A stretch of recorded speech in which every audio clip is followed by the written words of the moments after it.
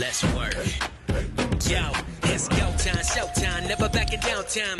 One shot, yo, make it count, yo. Crunch time, shine time, make this moment my time. Get a grip, yo. What's up, everyone? How you guys doing today? I have the pleasure of being in the studio today with Mr. Michael Eufemia. How you doing, Michael? Good. How are you doing today? I'm doing great. Michael Eufemia is a new recruiter with our office, and he's been doing it now for, what would you say, Mike, last 3 months, 4 months? Yeah, about 3.5 months. Three and a half months now. So I know with any new job that you walk into, it takes a little bit of time for you kind of get acclimated and understand exactly what's going on. And it seems like over the past month, you know, things have really, I would say, gotten a lot better. We're getting a lot more people through the system. I'm talking to a lot more people that you're bringing in. I'd like today to really just talk about what you've seen over the last 3 months. You've talked to a lot of agents, and you've seen some people come in and do absolutely nothing, and you've seen some people come in and start writing some business, right? Yeah. And you and I have had a lot of talks lately about what you think that it takes for agents to have success here at FFL.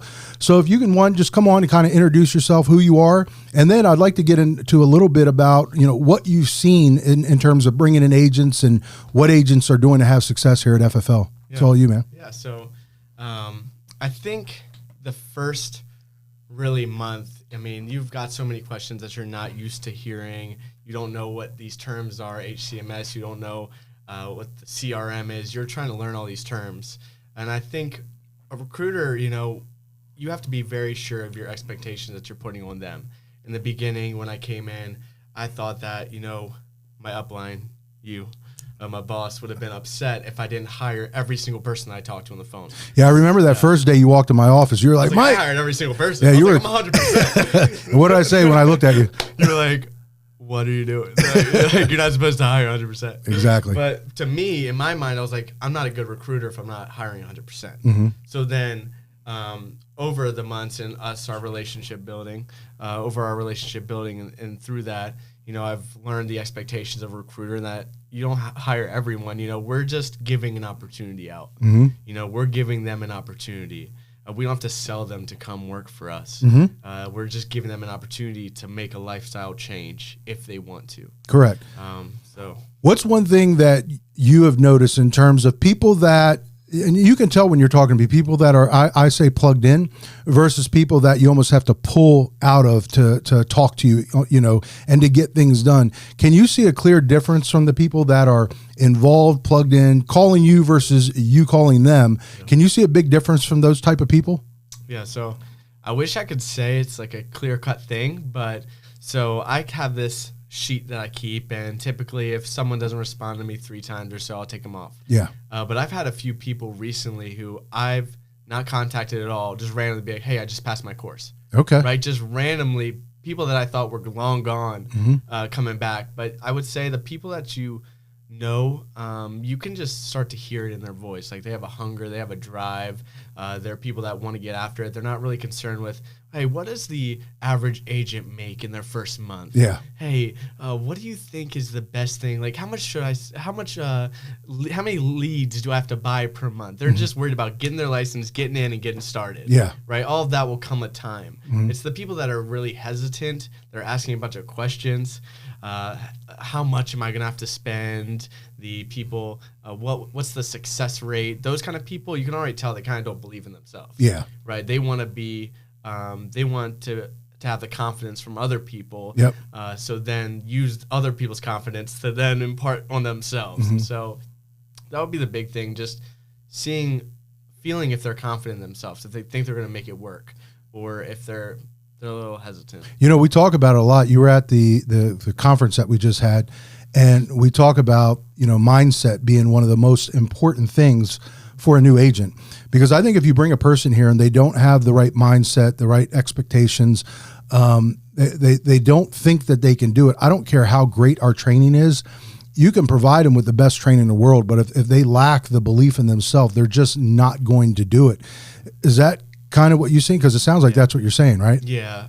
I think first, one of the things is I don't like to give up on anyone. Yeah. So some people don't believe in themselves because they've never been taught to believe in themselves. Mm-hmm. They've never had the opportunity to believe in themselves. So they've been they think that they're worthless, Yeah. basically. They can't do it.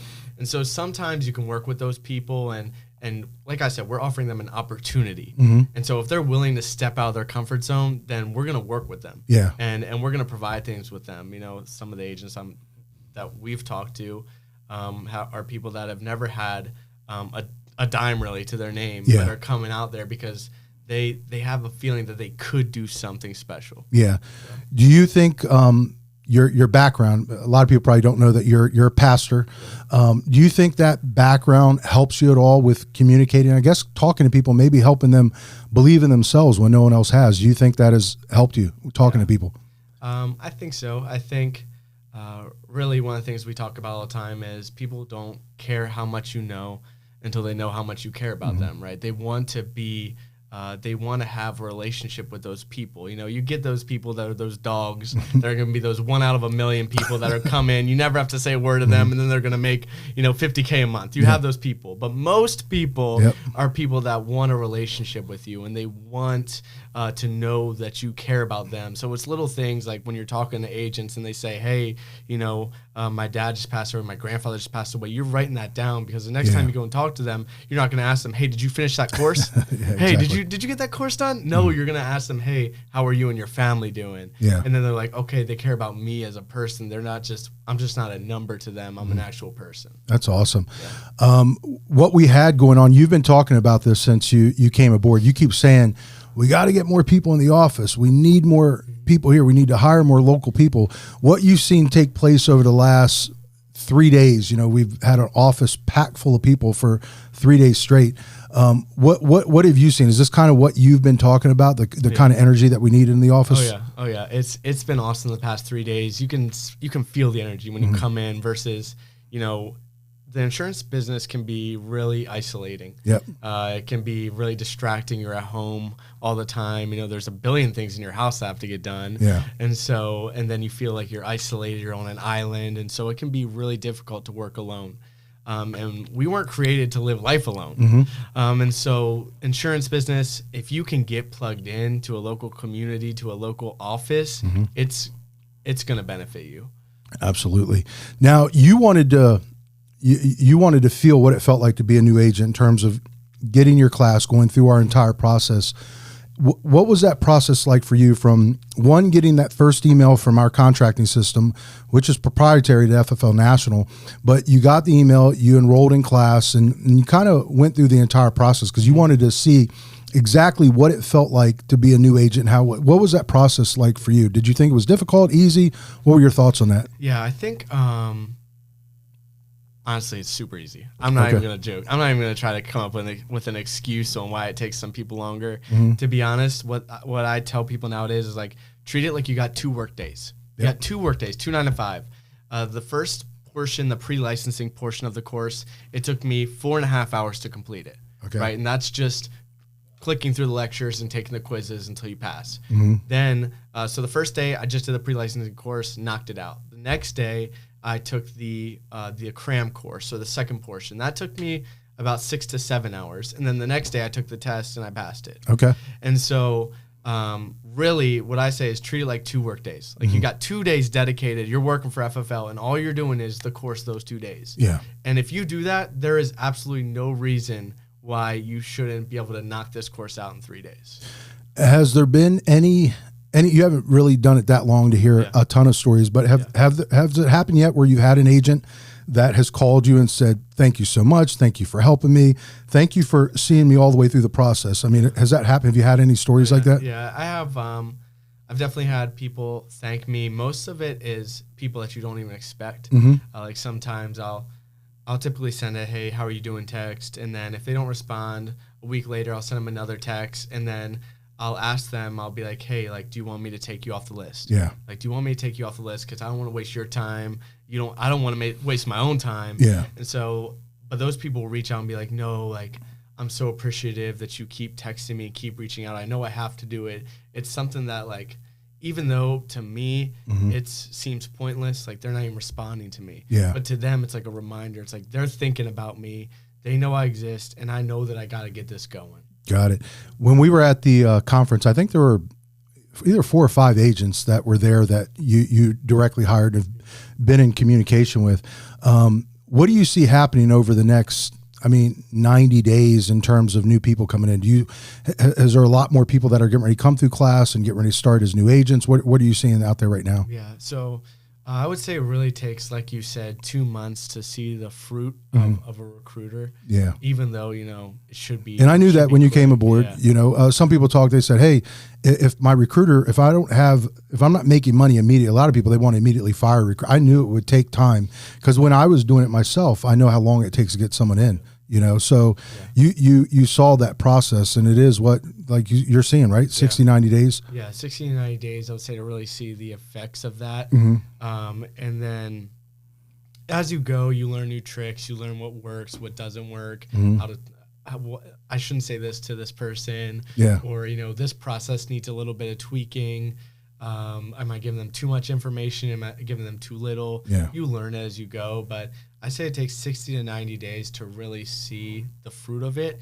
And then from there, it's really just growing because it's a multiplication business, and so it just keeps compounding from there. But really taking care of those recruits, those people that you recruit is really important. If you think you're just going to sign them up and be like, send them the emails and put them through the automations and they're going to be writing for you in a month, it's probably not going to happen. Maybe 1 in a million, right? You'll get that one agent, but we've had managers that thought that they could just throw people in the system. They never had to talk to them. That if they had a question, they could just go to an app and find the answer. And that never works. We're in the people business. It doesn't matter how great our automations are. It doesn't matter how much technology's taken over. At the end of the day, this is very much a people business. And if you're not taking care of people, talking to people, it doesn't work, right? Nothing's going to come out of the other end. Can you tell a difference right now from, I guess, the people that you maybe hired the first 2 or 3 weeks versus maybe the people that you've hired over the last 30 days? Are there more now coming out? I don't think there's anyone from the first 2 weeks I still talk to. I don't think there's anyone there from the first 2 weeks. You're hiring everyone. Yeah. So those people, like I said, in the first 2 weeks, my mindset was different. It was a sales mindset for recruiting. And so I felt like, to be successful, I need to recruit them. Now, I'm not selling them anything. No. I'm telling them the good. I'm telling them the bad. Yep. I'm telling them this is 3 reasons why people fail. They don't care about people. They don't want to buy leads, or they're lazy. One of those 3 reasons. If you're one of those, you're probably going to fail. Like, I'm transparent with them. And so now I don't hire as many people, but the quality of person that I'm hiring is better. And so I think it makes a difference too, because you're bringing in less people, so you have more time with the people that you're bringing in. So that makes more sense to spend time with the people that could potentially come in and do something versus talking to everyone, because they're just going to waste your time. One thing that I thought was interesting, you haven't been a recruiter forever, but you kind of noticed the same thing that most of us, have noticed at Recruit. You said the people, I've never seen more people that have more things going on in their life in my entire life, right? Everyone you talk to, they have something that's holding them back, right? It's crazy. The list for a recruiter piles up pretty quick of people to text. If you're someone who's getting, 20 recruiting appointments per week, and then you're hiring about half of those, that's 10 over 10 weeks. Over a month, you're already up to 40 people. 2 months, you're up to 80 people on your text list. So it piles up quickly. But you'll see people come up with the craziest excuses on why they couldn't get done this course that takes 4.5 hours to do a pre-licensing one. And really, to them, it's just not a priority. It's not a priority to them. And so those are people that you kind of tuck away in your back pocket. You don't give up on them. You never know, they might surprise you. But they're people that you probably shouldn't spend a lot of time on. I agree. What's the what's the number one thing that you think cause people not to have success in this business, just from the short time that you've been doing this? What's something that you think is holding people back, and what can people change so they can get better and come in here and have success?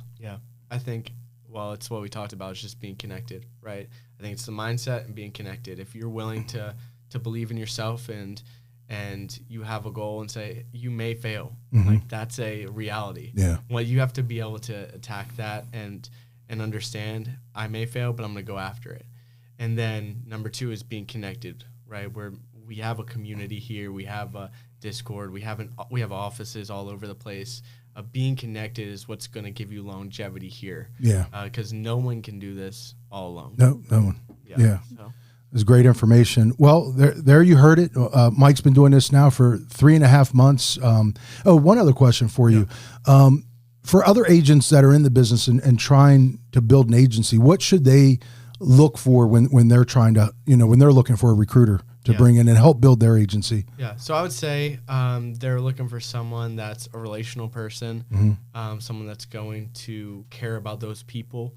But I would say the biggest thing is not with them hiring someone. It's with the expectations coming in. Like you gave me expectations of when I came in. And I was like, yeah, I hired 100%. You said, no, that's not what I want from you. Yeah. So then that gave me confidence to say, hey, if I have 20 interviews and I take those 20 interviews and, I only hired 10 of them because the other 10 I scared away or I said something they didn't like, I knew you weren't going to be upset with me. Yeah. And so it's those expectations between the recruiter and the agency leader that's going to be huge because it builds trust and it builds encouragement in the recruiter. There you go. Mike, I want to thank you for joining us today. If you are out there and you're looking for a better opportunity, don't hesitate to give us a call, reach out. Mike is working with FFL Allegiance. Mike, what's your number directly that people can contact you if they're looking to be a part of the group? Yeah, I don't care. 443-707-8505. There you go. Everyone make it a great day. Talk to you soon. Let's work. Yo, it's go time, showtime, never backing down time. One shot, yo, make it count, yo. Crunch time, shine time, make this moment my time. Get a grip, yo.